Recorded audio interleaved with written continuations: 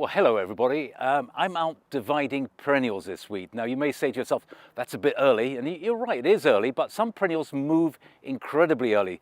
So those plants that are showing some sort of growth, you can get out there and you can divide them if you need to.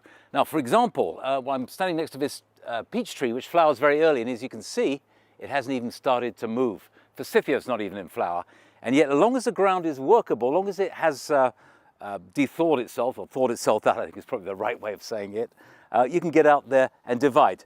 Now right in front of me, I have a plant that flowers probably about 3-4 feet in the late summer into fall. It's a helenium, but as you can see, there's lots of new shoots growing in there, and that will allow me to divide it up.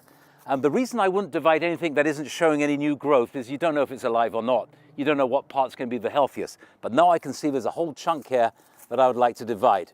Also, if you're out in your yard, you can spot weeds underneath shrubs that you may not see later on when they leaf out.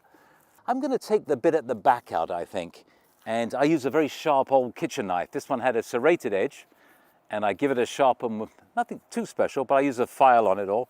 And some of these plants, if they're not too woody, you can actually cut the roots a little bit. And I tend to like to use a small, what they call a border fork. It's got smaller spines, tines I should say.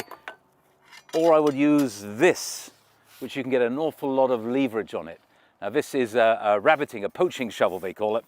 It was used in the old days. You would hide it in your trousers and go and dig out rabbits. Not that I would ever dig out rabbits, but some people used to. And you can see where I've done the cut. And I'm just peeling the roots up, trying to get as many of the roots as possible. Now this time of year, you can actually be pretty aggressive with this. The plant is in full grow mode at the moment.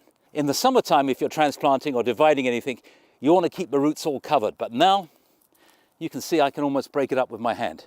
What I want to do now is actually show you some other plants and the technique I use to divide them. Whether you put them back in the ground is fine, or put them in pots and then plant them later, it's entirely up to you. Now, each perennial is slightly different in terms of how you divide it. Now this one, just by wiggling it, I can feel I could almost, with my hands, break little parts of it. And I wouldn't need to cut it. So there you go.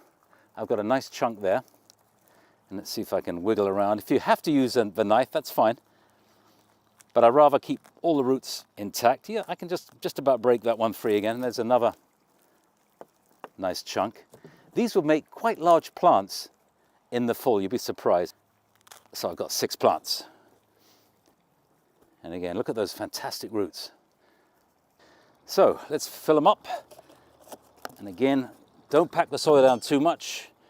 I'm going to put a little bit in the bottom.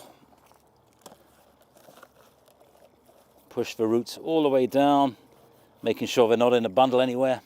And then fill up. I'm going to use my hand there. Like that. Don't overfill.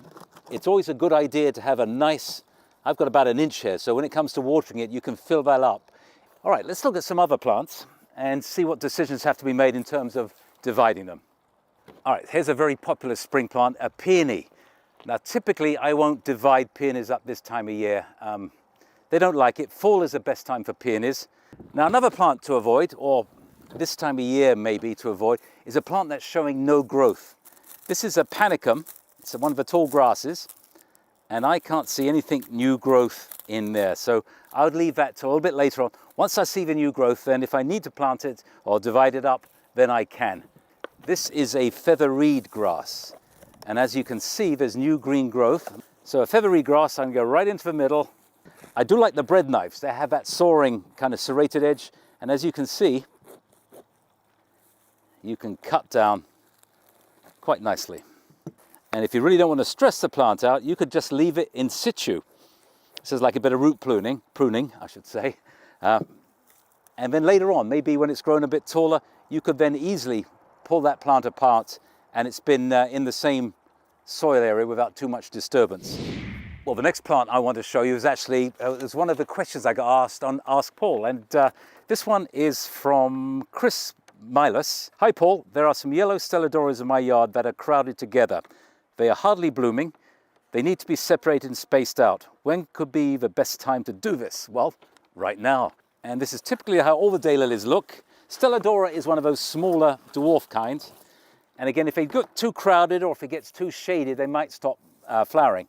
And again, by opening them up, spreading them around a bit, put a bit of fertilizer on the soil, you can bring them back to flower pretty easily. It's a tough, robust daylily. They're fantastic plants because they store a lot of energy, a lot of water in there, so they're very tolerant of really poor conditions. And a fan would be, like there's 3 fans there, 1, 2, 3. Choose the right time. There's plenty of those days that are going to be between here and Memorial Day, and you can get a wonderful collection of perennials for nothing in your yard.